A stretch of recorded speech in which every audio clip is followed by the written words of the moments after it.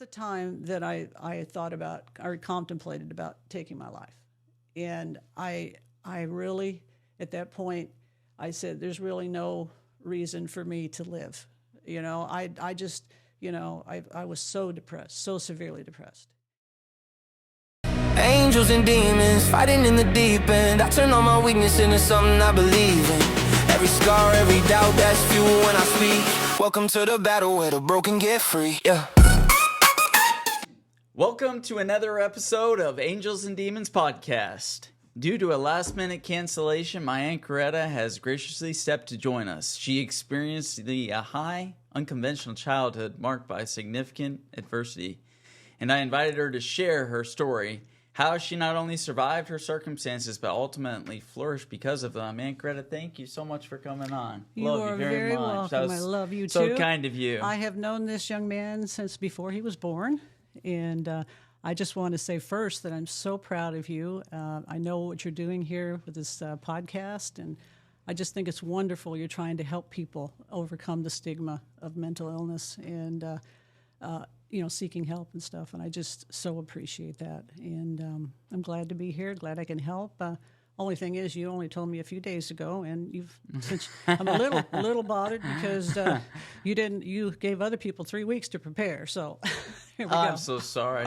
It's short notice, but that's what this is about. This is about like real life and real events, and I think as a child, my Aunt Greta told me so many things about her childhood, but I never really until later in life, I really grew as I started developing the podcast and focusing on mental health, really grew to appreciate and understand better your story.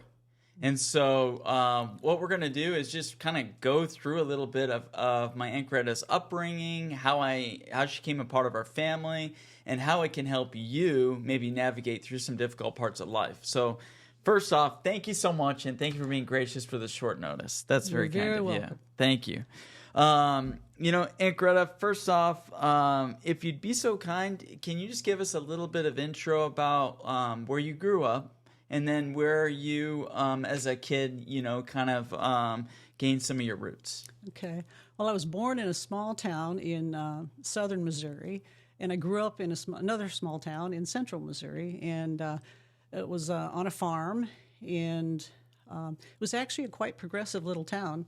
We had a consolidated school district, so thus I had better educational opportunity. It was a good, solid community, Christian conservative. I grew up in the 60s, 70s, and 80s, and so, in that time period. And anyway, I enjoyed, living there. But in the thing is, what happened to me, though, is that my home life was so much different than all the people around me. And so I wanted to stress that the time. In what way? In the way that at times I felt like I lived in two different worlds, in two different realities. Not, like a schizophrenic or anything, but because they were real. It wasn't imaginary. I lived in an old farmhouse that did not have running water, indoor plumbing.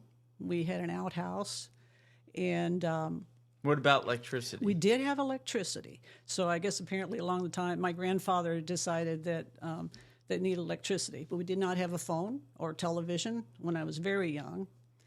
And it wasn't a religious thing; it was just a poor thing. We didn't have the money to have all those things. So it wasn't like your mom or your dad's decision. No, it wasn't. It actually, my my father didn't really own the farm. His brothers and sisters did, and my father was a caretaker. Wow. Because my father, his profession, he ran away from home when he was 14. He told me, and joined the circus. That's very cool. And so that was his expertise. He grew up there up until the age of 14 and then ran away. And so... how did your mom and dad meet? They met in southern Missouri on the off-season, the circus off-season, and they were picking cotton together. And then the guy that had hired my father introduced them, and then the rest is history. there, and they got together. They got married, and then when they had to move up to the farm because his parents passed away, and Sorry to hear that. Yeah, and we had an uncle, and he had who lived with us there, and that was my dad's brother, and he had mental problems, and so What type of mental problems? he was I don't think in those days, I don't know he was properly diagnosed or anything, or at least no one told me, but from all my readings and later in life when I went to school and I read psychology books and stuff, I kind of think he was a catatonic schizophrenic. He would do unusual things. He would freeze like for 15 minutes at a time, and you couldn't really talk to him. There was no, perception of talking to him. He would do repetitive motion. And like I said, I'm not a licensed psychologist or psychiatrist. Back then, that's how it happened a lot of times, is there was what they call unrecognized. Mental health is something that's very new and upcoming, tabooed upon, and so that's part of this podcast to kind of shatter that. But I think they're getting better at identifying things, whether it's just mental health needing exercise or someone needing medication. But it sounds like he, fell within whatever category. But to rewind just a little bit, not to cut you off, back to your home life as a kid before we get into your parents. What was that like growing up to the time you could remember with your mom and dad with no running water in the home? Oh my goodness! Can you give us what was that like? Like showering? I was going to talk about that a little bit. We had a cistern. And we collected water from the roof, when it rained, and we put certain chemicals to make sure that it didn't have any parasites and things like that in it. And we would actually pump the water, and we'd carry it in buckets into the house. And it's kind of like living in a time prior to the 60s and 70s. Sure, like more the 20s or something. Yeah, maybe the 20s, 30s, 40s, and.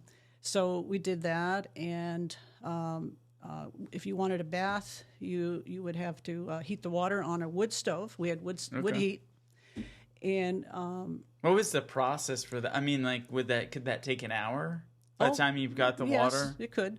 And then you would heat several tanks of water, and you would put it in the tub, and then like I said, I lived in two different worlds because.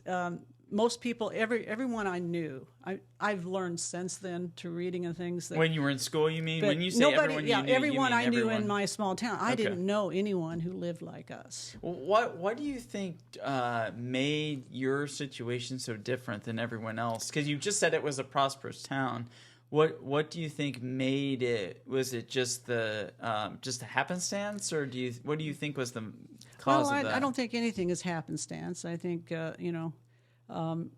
everything is preordained, and like it says in Jeremiah 1:5, before I formed you in the womb, I knew you, and I before you were born, So your mom and your dad met at this cotton picking, and your mom was. Can you tell us a little bit about your mom?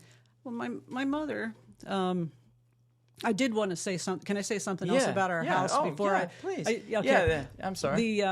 The thing in our house, we only had heat in 2 rooms of our house. Okay. 2 rooms out of the house. 2 rooms out of how many bedrooms? It was like a 7-room old 2-story farmhouse. Okay. But the room I slept in didn't have really good insulation and had absolutely no heat. So I just remember being very cold, growing up, and during the winters. During the winter time, yes, and it wasn't like it was like if it was 10 outside, it was about that inside. Wow. But you manage. You get so everyone kind of huddled in those 2 rooms. Yeah. Then, yes. to stay warm. Yes. Wow, that's incredible. So through that, what was the hardest challenge for you? Was it? The hardest challenge came when I started school and to find a quiet place to study. And many times I had to go in the coal room and, just wrap up in blankets and, so I could study. and read and everything because later, I'm kind of jumping around a little bit, but later we did get a TV, and so while the rest of the family was watching TV, I had to find a place to study. So, what? So your mom, what was she like growing up? my mother, well, I want to say something about my parents too, because they were they were loving in their own way. I mean, so they weren't bad parents. They had their own struggles. My mother was almost completely blind. Glaucoma? She could Did still, they ever identify? I'm what it not was? sure. Her mother went totally blind, and I'm not sure exactly what her diagnosis was, but it happened at a very young age, and so thus she never went to school because she couldn't see the blackboard, and so that tells you back in the 1920s and 30s, if they couldn't afford glasses and anything to help her, and so her family decided to keep her home. And so thus she never learned to read and write. Wow. So, how did that affect you? Or did you not even know it because it was just kind of normal? No. I knew it. It affected me greatly because you recognized through being in other schools and friends and stuff that was different. Yes. Okay. Well, were you embarrassed by that? Oh my goodness. Yes, I think I was. How do you say? I had lost my train of thought. How do you perplexed say that? Or like more just like it was revolutionary to you? Well, like a lot of times, your mother or father read to you, and when you're a small child, and she wasn't able to do that. No one ever read to me, or I didn't learn anything until I was 6 when I entered first grade. Okay. And I always felt like I was dumb because all the other kids seemed to be so far ahead of me, even in first grade. Well, under those circumstances, it clearly is, understandable. Mm-hmm. Like, I mean, you didn't have the opportunity that, put in preschool and all of that kind of stuff to get to where other kids were. But you're brilliant. And you graduated from University of Missouri with a master's in linguistics. So this is what's so incredible about this story is, to me, is your father worked as a circus sideshow performer. That's correct, right? Yes, that is correct. And can you tell us a little bit about him, like what that was like? Well, I can a little. When I was 11, though, my father, we took a trip to Canada, which really opened up my world. And from mid-Missouri all the way to Canada. Wow. Yes, we took a bus to Canada. That's cool. That's pretty cool. By the way, we did not have a car in our family either. So we walked everywhere we went. And we lived about 3.5 to 4 miles from town. What do you mean we didn't have a car? We didn't have a car. Just no car? My father lived in never learned to drive. So farmhouse, water, no electricity, no vehicle, no phone, and then later in life got a TV. Mm-hmm. And it's just amazing at the things that today people will choose to complain about. Mm-hmm. I mean, it probably when you probably hear people complain, it probably really gets underneath your nerves a little bit, doesn't it? Mm-hmm. Well, I understand. Everybody has their I'm not saying you don't understand, but with that type of upbringing, it's a shocking difference. Mm-hmm. I realize over the years that some people have it a lot worse than me, had it a lot worse, and some people obviously had it much, much better than I did. And so you just have to deal with what God has in front of you, put in front of you to manage. That's a very good point. So you're going up to Canada. Your dad's in the circus, and you're going up on a bus to Canada, and what happens? Well, we actually went up for an entire summer. Oh, wow. And that was pretty cool. I'd say that's probably one of the highlights of my young life. All the other stuff, we didn't do a lot because we didn't have a lot of money. So, what would your dad do in the circus? Well, he was a sword swallower, and he put 8 golf balls in his mouth. 8? Yes. Wow. I think I maybe could do 2. I don't know if I've tried. I want to try it now that you mentioned it. Yeah, I tried it, and I could only put how many two. Two? I can only put two. How did he do 8? Well, he just over the years he managed to stretch his jaws. He was not unusually, he didn't look much different than other people. He didn't have extra, he was just skill he he was had. 6'1", but And he swallowed swords. He swallowed swords, and he did some other things that I'm not, I don't remember. But that was primarily the things. And then he would get on stage and do that.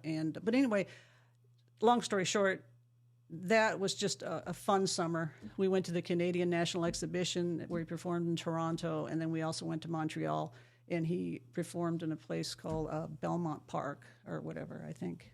Wow, so that wasn't your first time to Montreal. You've been to Montreal before. It was not. Yes, I had been there. That is very cool. We went on our cruise. Yes, that was very cool. We went on a family cruise flew into Montreal, went on the St. Lawrence River, and then Bar Harbor, Maine, and then ended up in Boston. And, Aunt Greta went with her family on that trip, which was an amazing trip. But that's really incredible. I didn't know that. So your dad performed in the circus. Now, did that make you have to travel at all? Only a few times, because like I said, by the time I was 11, and that was that trip, we no longer, he retired from the circus and then just did day labor and worked and farmed. Was this Barnes and Bailey, or what was the name of the circus? Clyde Beatty. Clyde Beatty. Okay. Clyde Beatty was one of them, and then the other one was a smaller owner-operated circus. Did you ever go to the circus? Oh, yes. Can you tell me? Because I've never been to a circus before. My brother and I actually helped the magician under the stage. Oh, wow. So well, tell me a little bit about what it was like to go to a circus show. Because we don't have circuses anymore. Well, yeah, I heard there's a lot of... who knows? Yeah, for some reason we don't have them. I think there's one that comes to town if you really want to see one. But what was it like back then going to the circus? What would you see? Like, what would be like with their? I actually got in on the basics. Even putting the tent up, taking the tent down, and things like that. Wow, that's incredible. So you clowns, elephants. Well. Actually, I was more. My father was more in the sideshow. Okay. So there was like the bearded lady and like I said, the sword swallower and the magician, and things like acts like that. And then what would be another act that would come out after that? After what? The sideshow. Oh, well, that's the only one thing that I'm familiar with. Is what I'm trying to say. Okay. But anyway, very interesting. Yeah, like I said, I don't focus that much on that, but I know that you're really focused on mental health on this, and I think we've kind of got far off the tangent. No. I think we're right on, because I think that acted as a refuge. To me, I'm thinking, with what you described in life, you use this circus as kind of a refuge. You just gave an example of you going to Canada and that being one of the best summers you had, right? And because he was involved in the circus, it gave you that opportunity. Correct? So that gave you a distraction from the abnormalities, so to speak. There were differences that you had from your friends, that maybe had electricity and TVs and all the cars and all the bells and whistles, right? So, and your mom didn't, she wasn't illiterate, to be able to read and write. So that really made a big difference for you. Your mother, as a child, you traveled to Canada. You were talking about that. But despite the struggle, your father insisted on a Catholic school education. How did your faith and discipline play a role in your mental resilience? Well, that is an enormous question here. But I just want to tell you that my father, he was a very devout Catholic. And we were not rich, so can you give me an example? We could not really afford a Catholic school. Can you give me an example, just for subscribers, of what a devout Catholic would look like? You go to church every Sunday. You go to church on all the holy days and feast days. And my father would arrive hours early because we had to walk. And so sometimes people would pick him up, and if they picked him up, then he'd get there a couple hours early, and he would do the Stations of the Cross. Now, a Catholic would know what that meant, but go and pray the Stations of the Cross. And you walked. And you would walk to church. We would walk to church. How long of a walk would that be? 3.5 miles, 3.5, 4 miles, something like that. So you literally walked everywhere. We did. We had to. That's incredible. That is just, I mean, that is incredible. And did you ever complain about that? Well, I can't say that I always... You weren't always up for that walk? I can't say I was always up for that walk. Again, many people, have it worse, but a lot of my... I'm not going to explain. Again, what I was trying to point out is I'd lived in two different worlds.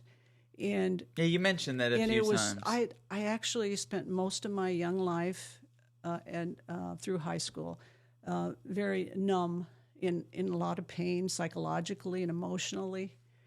And where did that stem from? From just the way that you clearly identified the differences in your reality and others? The disparity was so great that, and when I saw how other people lived, and Did it bother you?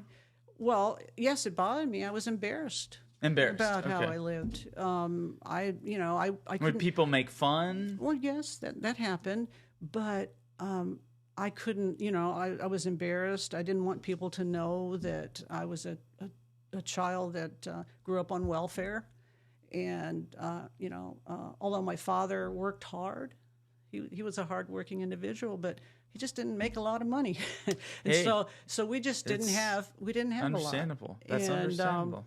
So there's nothing to be ashamed about that. I was sick constantly. Could be because we had a drafty home, but I had extremely cold winters. Like you said, you only had 2 heated rooms, right? And I was sick a lot, and I couldn't share. This is where the tension came. I couldn't share my private home life at school, and what happened to me. And I hope this would help someone. Is I lied about it. I wouldn't, I'd say, like, if they say, well, tell about what you did over the vacation or whatever, or your vacation or what you got for Christmas, I would lie. I would, because I didn't. That was your emotional security. I didn't want to be different than the other kids. Well, nobody does. Nobody wants to be the sore thumb, in the group. They want to fit in. And I think naturally that's just, especially as a kid, nobody wants to be in middle school or high school and be looked at different. You attended a consolidated school district that gave you greater educational opportunities. Did the education become an emotional refuge or sense of control for you? I would say that early on in my life, I just wanted to escape my circumstances. And when I found out that I could do well in school, I put everything that I had into that education. When did you first sense that you were above average in intelligence, academically? Well, I'd started, in Catholic grade school.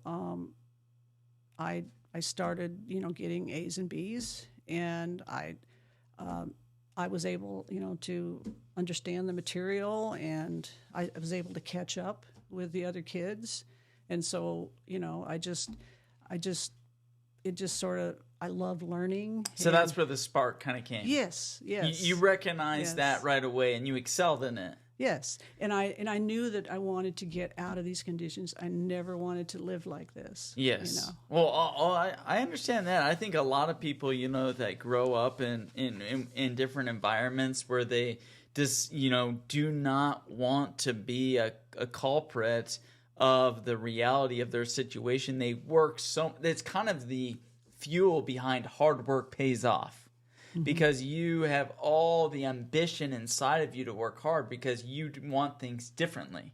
Would you say that's correct? Yes. So, I mean, that's really incredible. Graduating as a valedictorian and joining the National Honor Society is a huge achievement. Mm-hmm. Well, it's not joining. You actually are inducted into Inducted. it. So you were inducted into the National Honor Society. It's a high school thing. I understand that, but I'm just saying under the situations that you described, that's a big deal. Mm-hmm. It is. That's a big deal because you just said your mother was illiterate. She couldn't read or write. Your father was a hard worker in the circus, and you didn't have that opportunity that other kids had, and you still made the National Honor Society. So you must have been. This was your gateway of channeling your energy into something that you knew you had the opportunity to do? It was, and there were some teachers along the way that encouraged me, and so they encouraged me, and I kept getting the good grades, and then I went on from there. So when you started excelling in your school, you said clearly that was like an escape from your welfare and being in a poor family, and you ended up getting accepted into the University of Missouri, a very prestigious university, Big Ten school. So how did you do that? Well, I had very good high school counselors, and I would say very good. I mean, are there any like people, specifically names you remember that really stood out? Do you know? Oh goodness, I don't. There may not even be around. Mrs. Schaefer, actually the librarian. Interesting. It was another escape for me was books. I love to read. And would you do that in the house, seeing you didn't have a TV? Would you read a lot? Yeah, I just want to say something too. I never had a birthday party. Between my first and 12th grade. Why?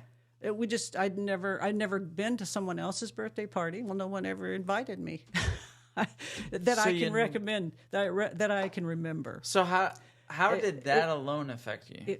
Except for once, and I kind of wanted to throw this out there, just to show.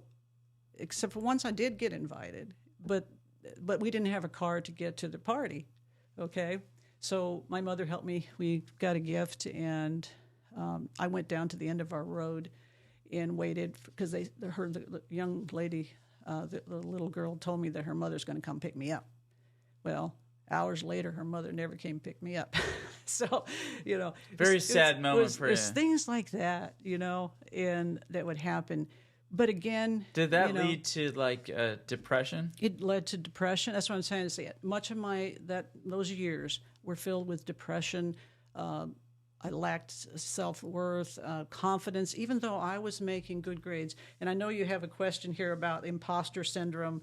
And I don't, I didn't mean to bring that up if that was, no, but go ahead, bring that up because I wanted to. Because I've always felt, during those years inadequate, even though I was making good grades, because I felt like a fake because I lived this way and the two worlds were apart for me. They weren't the same. And that's very interesting. I was one person. Using that analogy. Yeah, I was one person over here, and I was one person over here. And even to where, like you said, you fabricated stories so that you fit in over here, but you really lived a very difficult, very, very challenging childhood.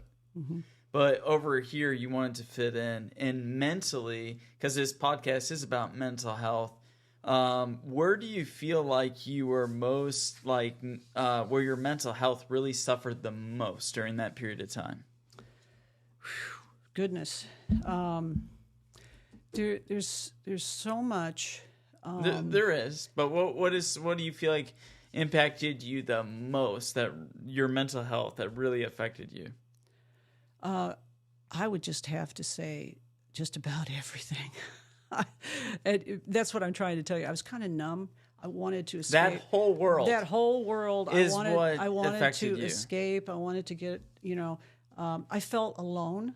And I kind of want to share this because I felt alone. And I know you've said in some of your other podcasts, just so that people wouldn't feel you are not alone. You're not Our alone. slogan is you are not alone. You are not alone. And I lived in an isolated existence, so thus you can imagine what that does to you mentally and emotionally. Okay, the one hand, I appeared outgoing and everything under control, but inside I was hurting and and just depressed and unable. Like if someone had just tapped me on the shoulder, I felt like I would break.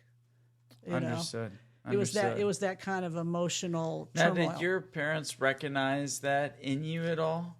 And were they concerned at all, or were they so involved in what they were doing they kind of it was overlooked? Well, they were trying to make ends meet, and I didn't feel like I had anyone except God, and God is the great one to have. Yes. And I actually was a very spiritual child. I did believe in God, and I learned a lot in the Catholic Church about God. And the places that I felt most at peace and away from the chaos was either in churches or libraries. You know, it's funny you mentioned that. I was just reading the other day the Bible, not to stray away from here, but it said in Exodus, I am a jealous God. You will have no other gods before me. And I was thinking, I was like, does that mean like no other gods as in like Mary? Because in the Catholic Church, they pray to Mary and they have the rosary and all that. And so does that mean that, you know, is it that? But he's so compassionate and loving, because it says in John, 13, if you do not know love, you do not know God, because God is love. Correct. So I think that the biggest thing is that he looks at you at where you are and what you are trying to do versus, what you didn't know. And all you know is what you know at that point. Like when you grew up, that's all you knew. Right? You knew it was one way, but you knew it was this world, but you knew there was another world out there. And I think in my environment and where I grew up, I feel like there's no difference. I feel like I grew up in one world, and I always thought there was another world out there. Actually, yes, I could see that.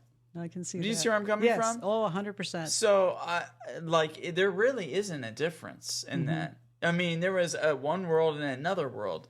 So, when you became, involved in the University of Missouri, would you say that world that you are talking about in terms of all of it? Because I asked you, I said, can you give me a specific and what is the greatest mental health struggle that you faced through going through that life?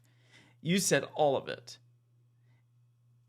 Going into University of Missouri, how did that start to pull you into a place where you felt like you were accomplished, you were educated, and you were more one of those, what do I say, average Joe, where you're now more fitting in with the overall, society, so to speak, whatever that means. Yeah.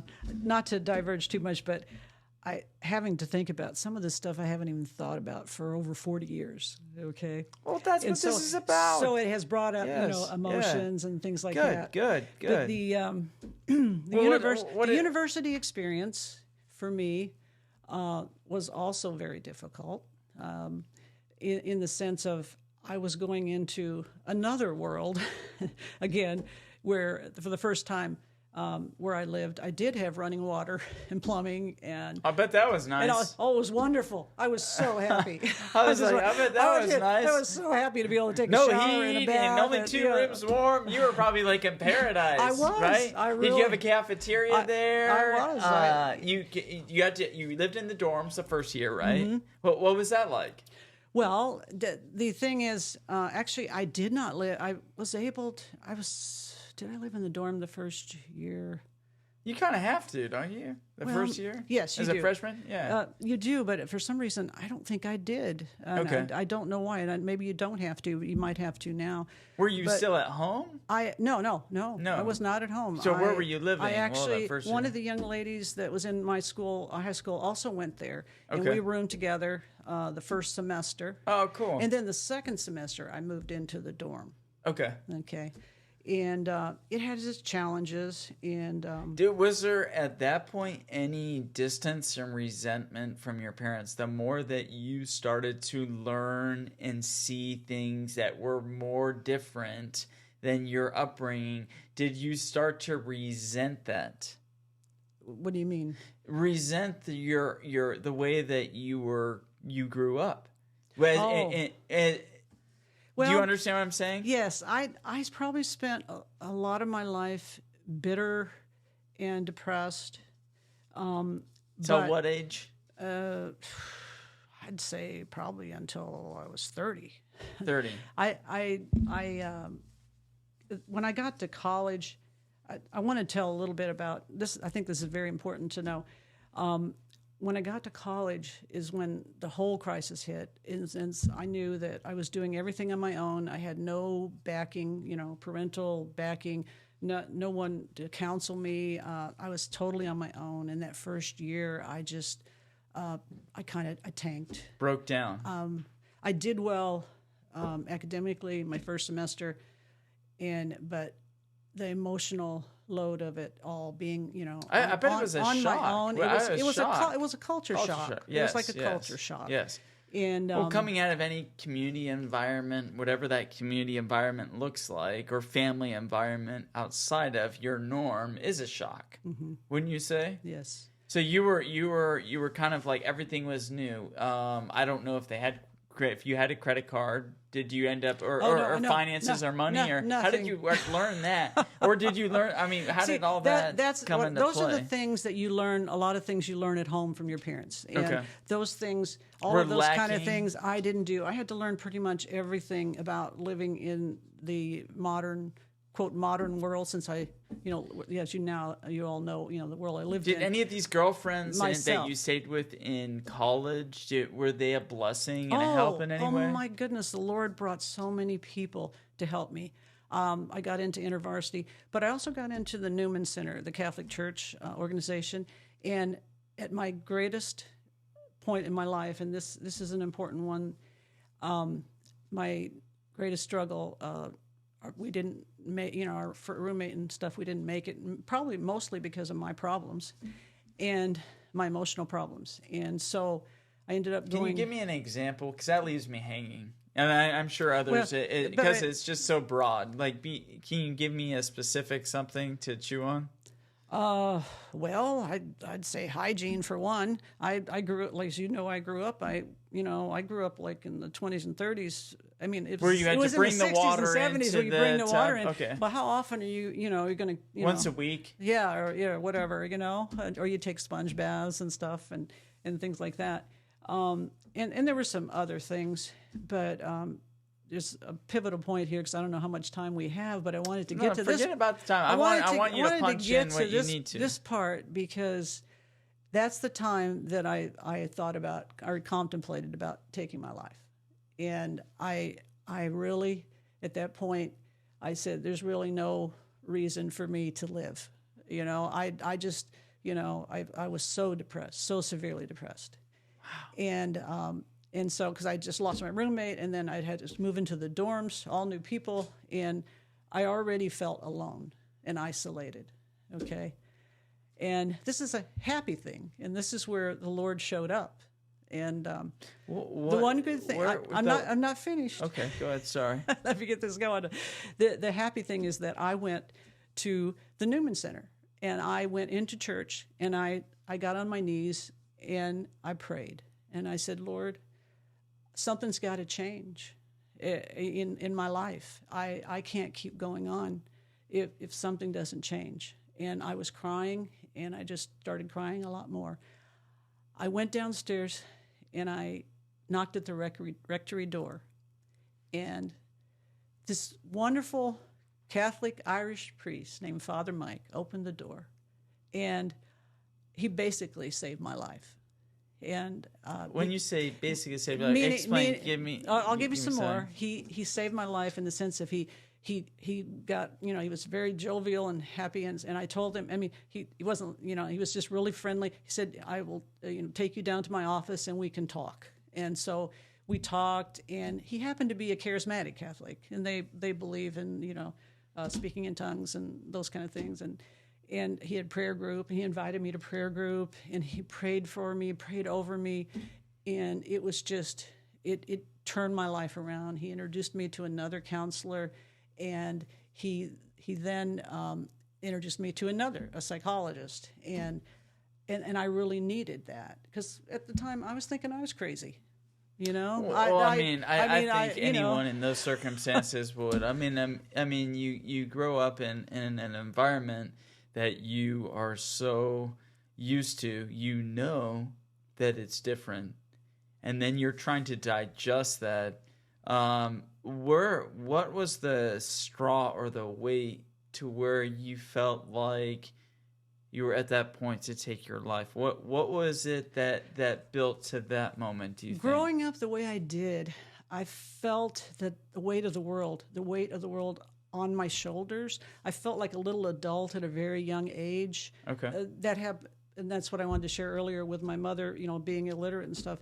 I mean, at age 6 and 7, I was writing her letters. She would dictate them to me, and I would write them and send to her sisters and her relatives and things like that. And then when they came back, I would read the letters to her, and then, Where did and you then gain that skill, reply. though? From the school or reading From a school, lot? From reading, school. but would you read a lot of well, books? I had to learn to read first. Okay. From So school. So you really paid attention to school was your refuge. It really was. It was my saving whatever. Grace. It, so to speak, as they would say, your saving grace. It's a God Yes, gave that yes. talent to me, so I attribute it all to God. I mean, in hindsight, I see the Lord that I don't think I would have the deep relationship that I have today had I not gone through all this adversity and the struggles and what I would say with people out there, one thing that made me not kill myself was that I was Catholic, and if you were Catholic, you would go to hell if you killed yourself. Okay, and I'm not saying that you will or won't. God is our only judge, and I'm no longer Catholic, and not because I dislike Catholics, just because I found a different church. But don't ever think about, you don't know what can happen the next day, So suicide's not an option, really. It shouldn't be an option ever, whether you think God's displeased or not, because I'm here to tell you that there is a better way. There's the best thing to do is to be honest, to seek wise counselors, to seek people that will listen to you, that will guide you in godly values, the truth. Be willing to accept correction. That was hard to do, because when you feel like you're so inadequate and somebody corrects you, it's like it would send me in a deep depression. But I went and I took those words, I thought about what a person said, whether I liked it or not, and I said, Lord, is this true? If it's true, I need to deal with it, and I need to do something about it, rather than, wallowing in self-pity or being a victim. I spent years doing that. I don't do that anymore, thanks to the Lord Jesus Christ. As though you were a victim of the suffering. Yeah, yes. And I felt that way. I felt trapped for many years. But by the grace of God and by all the people that He sent in my life, those 3 people that I mentioned and others all along the way, I can now say that I have that freedom. I just want to personally thank you, for being so open and honest, because I think that, especially in mental health, you really can't be a help to anyone unless you're willing to open up and really express your valleys and your dark moments in life. As everyone wants to put on face, and as you said, gave analogies even as a kid, or not having birthday parties, you want to always act like everything's okay, so you always fit in, you're always happy, you're always that happy guy. And I have that even in being involved in dentistry. You always want to, people always don't like the cost. They don't like the feeling of being there, and so you always have to be that jester, that happy guy, But at the end of the day, you always get your head cut off because it's always cost a lot of money, right? Mm-hmm. And so, you're talking a lot of money, so you always get your head cut off. So in a way, I can relate to what you're saying, but you have a very, very, very, very strong mind. You later earned a master's degree in TESOL.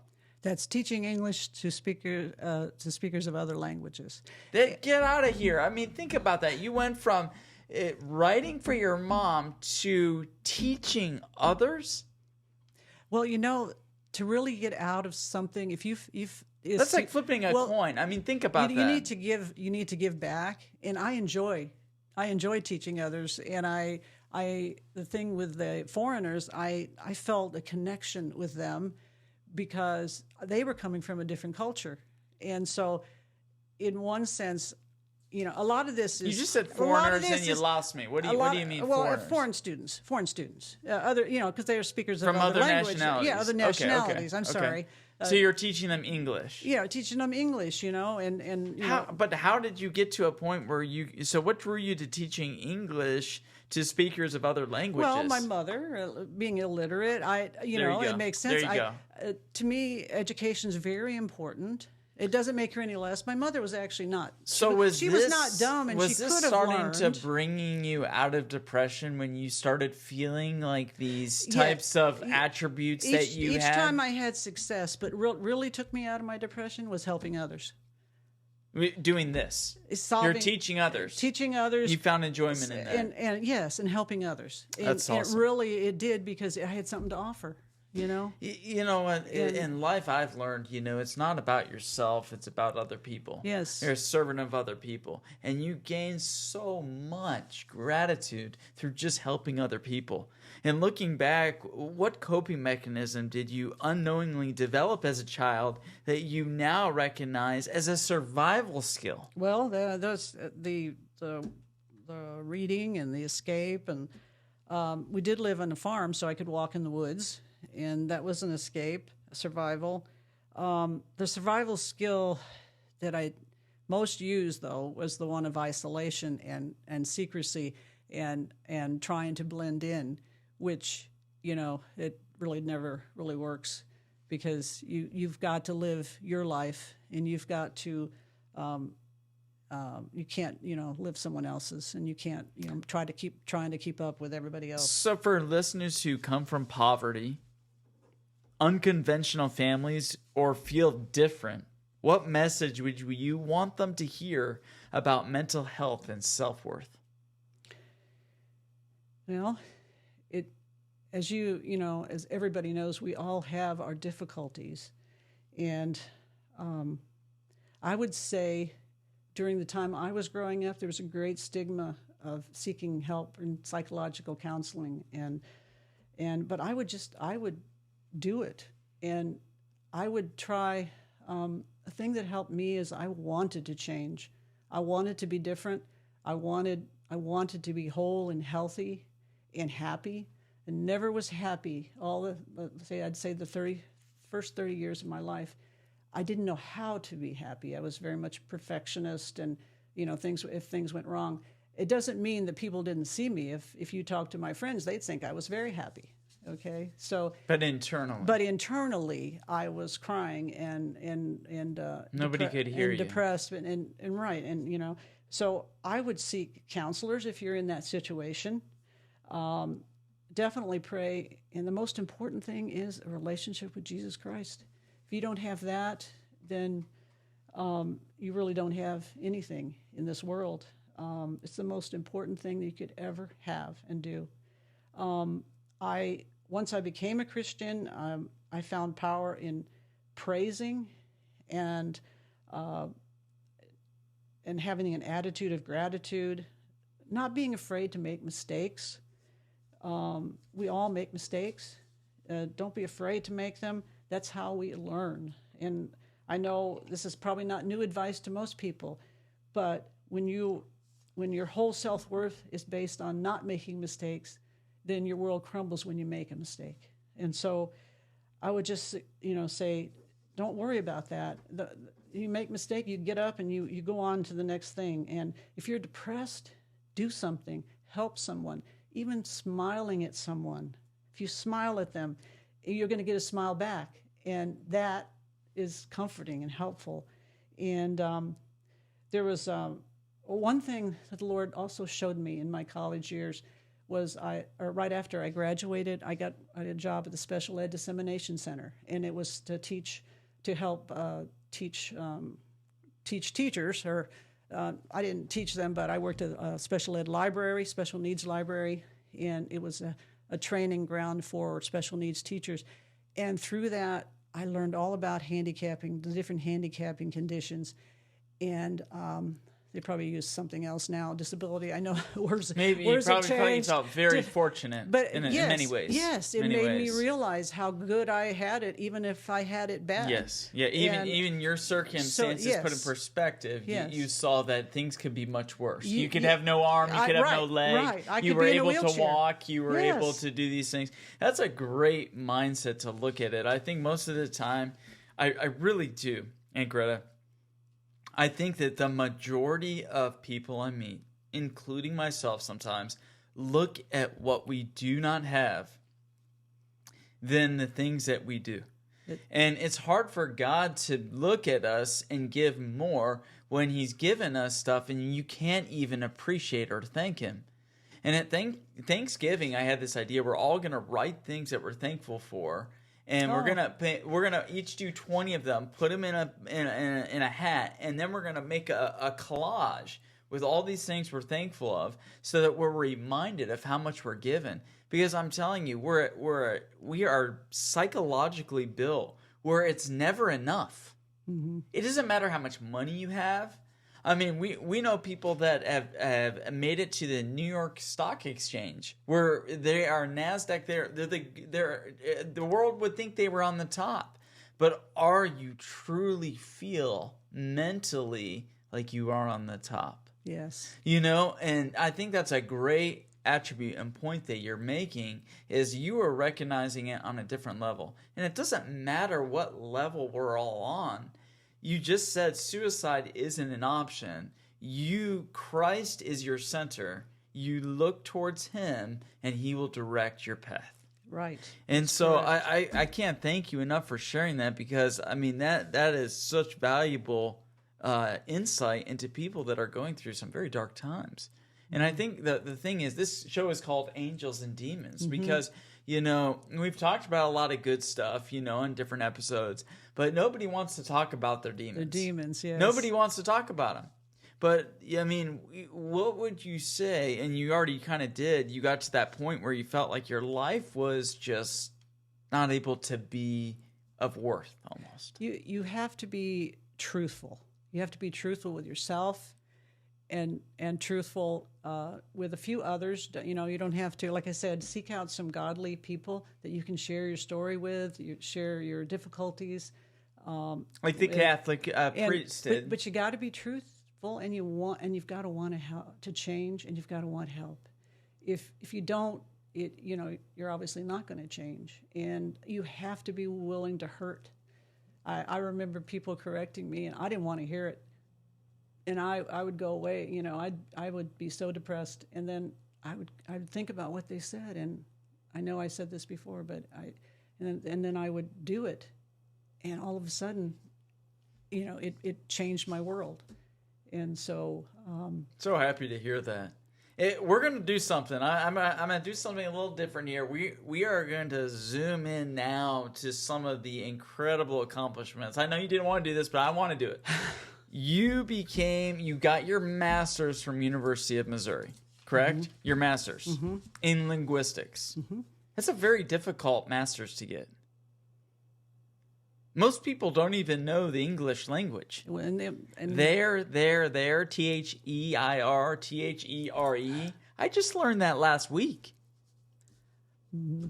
Well, linguistics. I'm 36. I was or where was all these kind of it's a very difficult. English is a very difficult language, isn't it?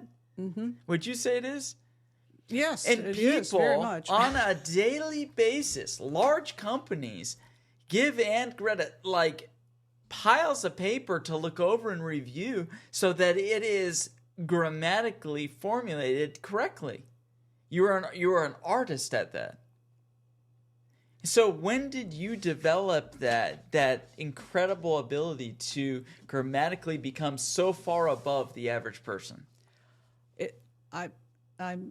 It's a gift from God, of course, but a gift can also be a curse in the sense of after your bachelor's degree, would you say that's for you? The detail-orientedness that it takes to be a linguist is really bad when you're dissecting yourself and you're self-deprecating and you're seeing all that's wrong and all your flaws. Well, that's in every career. That's in every everybody career. else's flaws. Okay, so like I said, it was a blessing and a curse. I love languages. I've always loved languages. What's your favorite outside of English? Would you say that really drew you to? Spanish, French. I like all the Romance languages. That's what they're called. Latin. What's the hardest language that you? I'd say Greek. Greek. I took ancient Greek. I was going to say Arabic or Chinese, but did you ever dabble in any of those? I did a little bit. Okay. It was like fun for me. The characters in Chinese? To learn how to say "How are you" in a lot of different languages. And, That's cool. And like I said, I did hang out a lot with foreign students. In at Arabic, the do university. you know how to say hi? I know how to say "kifakiach." It means "How are you?" And forgive me, all you Arab people, Arabic-speaking people, that if it doesn't sound good. So give us 3 different "Hi, how are you" in 3 different languages, like German. Wie geht's? That's German. Spanish? How are you? ¿Cómo está? Okay, and then Let's see. give me one other language. Let's see. What else do I know? You put me on the spot here, and I. Good. Let's see. I'll give you some phrases. Okay. Comment allez-vous? And that's how are you in French. In French. So they're Spanish, and that I used to could say it in a lot of languages, but you know what? I haven't practiced them in over 40 years. Was that the hardest of the languages, French, would you say? Not really. Okay. Once you've learned one Romance language, the rest are a little bit easier. Okay. What is outside of that really challenged you, that you appreciated, that really made you grow? What do you mean? Academically, through in that specific degree, what challenged you the most? Oh my goodness! It was very difficult at times. Because you had to write a. I wrote a master's thesis. Okay. And I really love research, and I was trying to. How many pages? It's like 120, something like that. You wrote. So she didn't go to ChatGPT or one of these AI we programs. didn't have those anymore. But that write you 120 pages. You literally did this, right? Uh-huh. You wrote this. Yes. That is incredible, Aunt Greta. That's incredible. And I'm just gonna, I want to. It was nominated for an award too. Yeah. Nominated for an award. So I mean, I thank but you Vinny, so much. I don't want to leave much. it there though. It is nothing to compare with what I have now in Jesus Christ. I want you to know nothing like that. Your faith is your center. It's very I'm clear. telling you, your I'd faith be is your nothing center. without the Lord. And I could say one more thing to those people out there that are struggling, is that there's one effective method that I use when I pray. It's really a difficult thing, and is I get down on my knees and I cry out to God. And while I'm on my knees, either I'll recite scripture or I will just wait until I feel a release from God. I wait for that peace to know that I am released. And so anyway, I just want everyone to know that is the most important thing, is to have a relationship with the Lord, and He'll take you everywhere in that you could possibly want to go. Hey, Greta, I can't thank you enough. I can't thank you enough. I love you so much. You've opened up. You've shown others that you can open up, and this podcast is for you. You are not alone. No matter what you're going through, no matter what hardships, no matter what difficulties, this space is a safe space for you. If you know someone that's going through a difficult moment that wants to share their story, please contact us. We want to hear your story so they can help other people. Thank you so much for joining us on Angels and Demons podcast. This has been Angels and Demons podcast, and we will see you next time. Thank you very much. Listen, this is very, very important. If you or someone you know is struggling with suicide or mental health, please seek immediate help by calling or texting 988 for the Suicide and Crisis Lifeline, or text to 741-741. That is 741-741. But guys, please find help. Your life is important.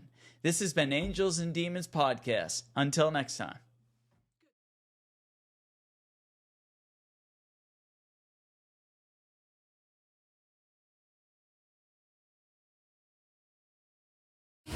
Angels and demons fighting in the deep end. I turn all my weakness into something I believe in. Every scar, every doubt, that's fuel when I speak. Welcome to the battle where the broken get free. Yeah.